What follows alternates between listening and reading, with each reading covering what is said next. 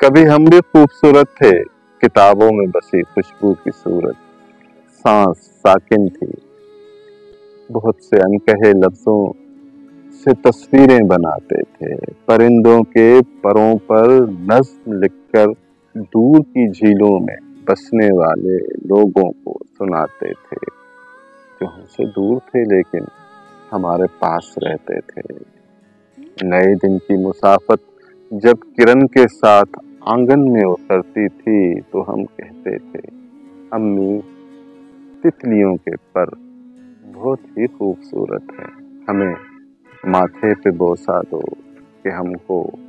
تتلیوں کے جگنوؤں کے دیس جانا ہے، ہمیں